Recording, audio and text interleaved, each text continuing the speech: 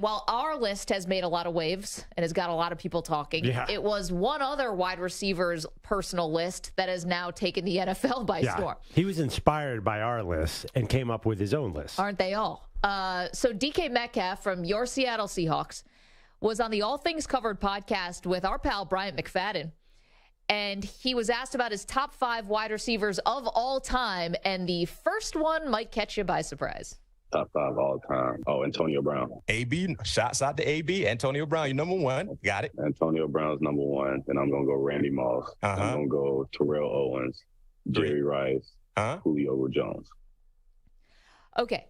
Number 1, Antonio Brown, according to DK Metcalf. How do you feel about that?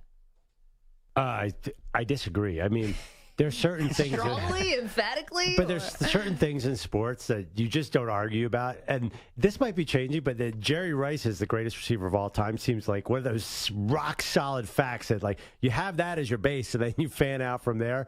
I personally I like Randy Moss might be better than Jerry Rice arguments, but I think if you're going to have a debate about the best receiver ever, you don't go past Moss at number 2 to me.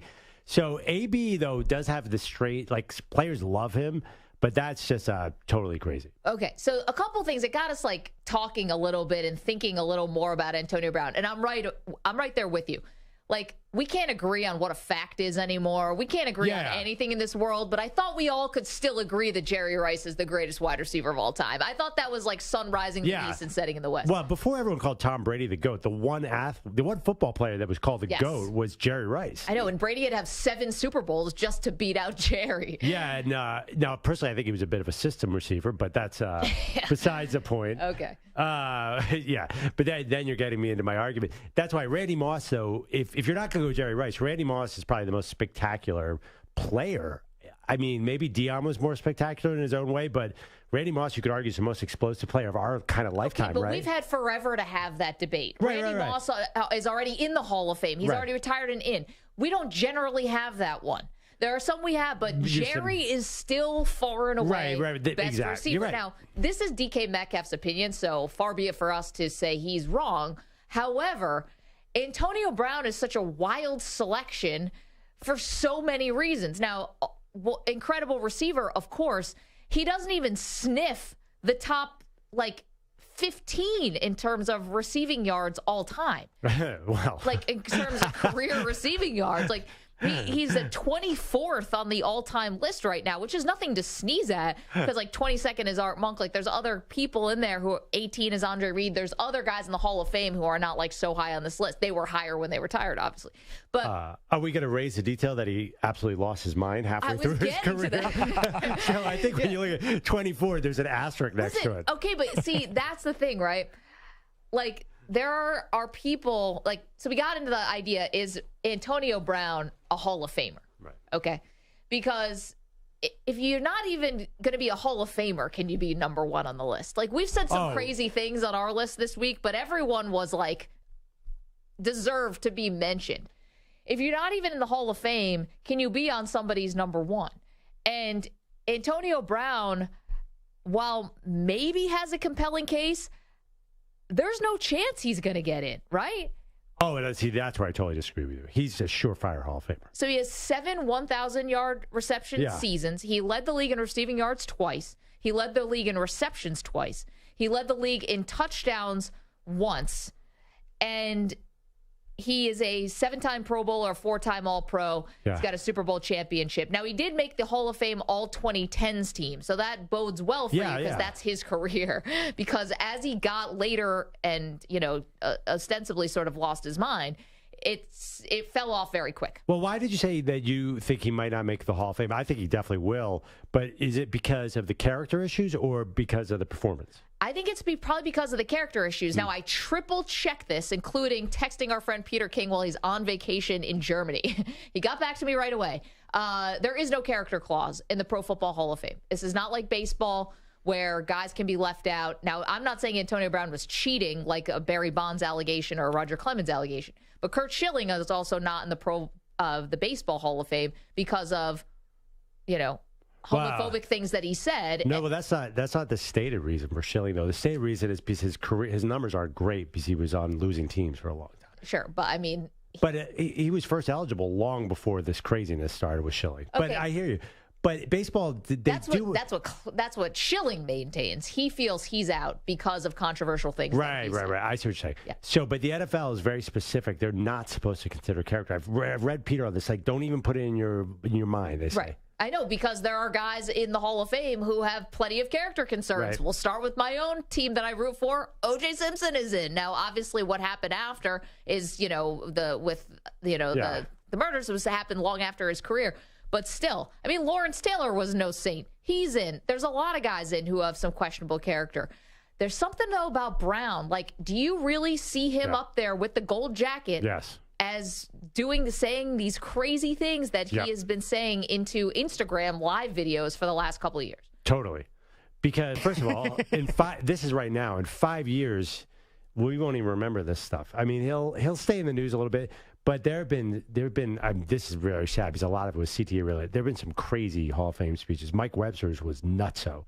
He was the Pittsburgh Steelers lineman who was unfortunately kind of losing it because of CTE. So, and there's just been a lot of guys who questionable character who've been up on that stage. And why not Antonio Brown? Quit in the middle of a game. And that's listen, true. The voters held it against Terrell Owens because he did some sit-ups in his driveway and was like a vague, had like sort of vague locker room cancer kind of allegations surrounding him. Oh my God, you're absolutely right. The fact that T.O. had to wait for his second ballot was unbelievable. Crazy. All right, you might be swaying me a little bit with the T.O. one, but he did make it. No, he did make it, but T.O. never quit on the field.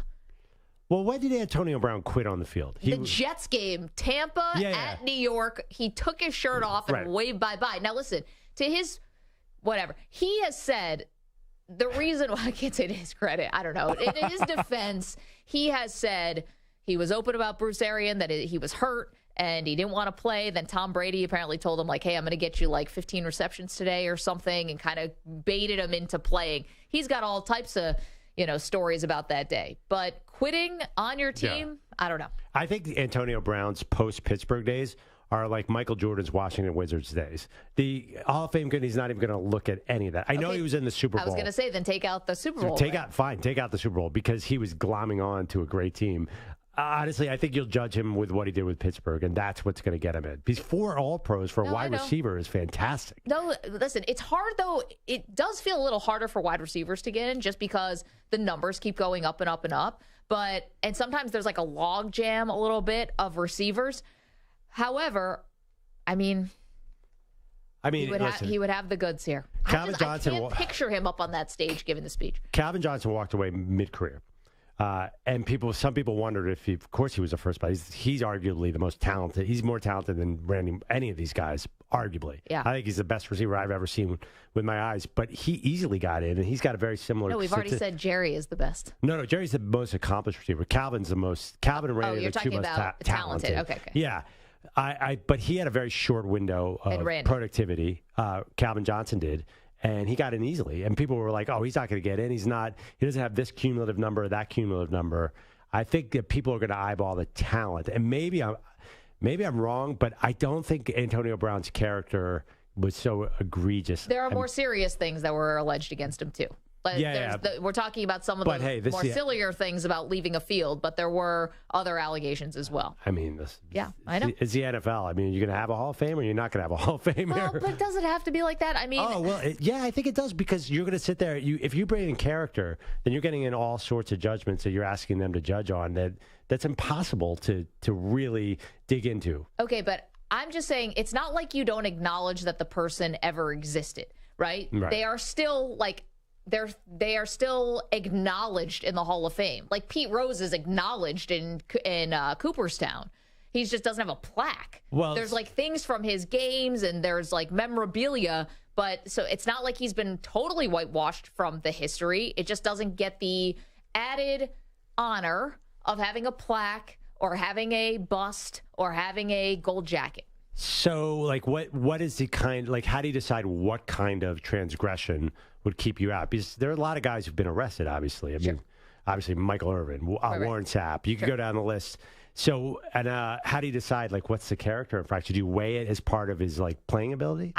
I'm not sure how you do it, but listen, this is a committee that's charged with making judgment calls all the time. Yeah. There's no single criteria for what makes you a Hall of Famer versus someone else. So it's always a judgment call. I mean, there's some guys who are the slam dunks that we understand, but besides that, there's lots of gray area. Yeah. I mean, let me talk about Tony Baselli and guys like Terrell Davis who didn't play, whose peaks weren't that high. They still get in. That's an interesting versus other guys. So all of it's a judgment call. And also, too, I would say it's very, very hard to assess. I think many NFL writers view Deshaun Watson as one of the top 10 people in the NFL because he was often doing charity acts. And it turns out that was completely not true. So I think if you get in the character, you possibly could be misled as well. Totally. I mean, not with Antonio Brown, but generally. Antonio's kind of right out there. Antonio has a social media account, but I do think that you're getting into a dangerous area if you judge that. So I think even with Antonio Brown, you have to put that to the side. 855-212-4CBS, 855-212-4227. Want to know what you have to say about this? Wait, well, before you move on real quick, I know you admire him as a player. Just talk about that. As a player, his numbers were incredible. Antonio Brown? Yeah. I would counter that was a system where, first of all, he wasn't really getting double teams. He had great players around him all over the place, and they produced a lot of good receivers. So he got a little help from being in Pittsburgh at that era. Because Le'Veon Bell had great numbers. He had great numbers. Big Ben had great numbers. And a lot of receivers were around there.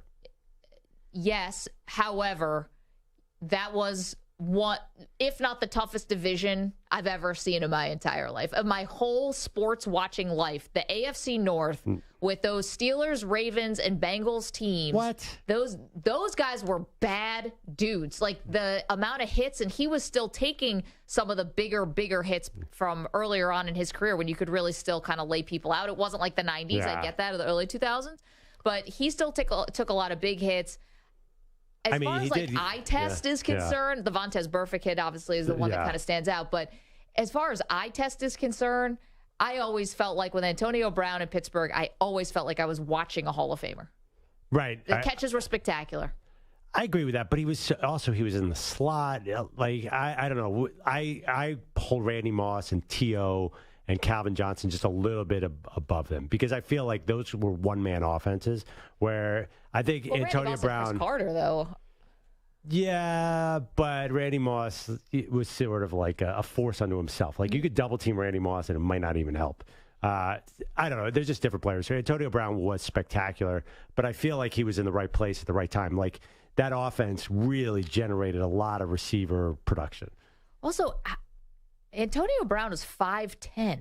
Yeah, he was in the slot, too. Know. That helps as well. How tall is Randy Moss? 6'3". Yeah, I was going to say, much taller. Yeah, maybe I'm more biased to the tall outside guys. But no, Antonio Brown was spectacular. Number one for DK Metcalf. And I was thinking about his time. Metcalf graduated high school in 2015. So he saw a lot of these guys, I think. Is this a recency bias? Well, he wouldn't have seen Jerry Rice. He wouldn't have seen Jerry Rice, but he probably would have seen, maybe not a lot of T.O. or Randy Moss. Probably not. That's amazing. 855-212. Want to feel old? Yeah. Right. Yeah, DK Metcalf has Antonio Brown because it's the only guy I saw.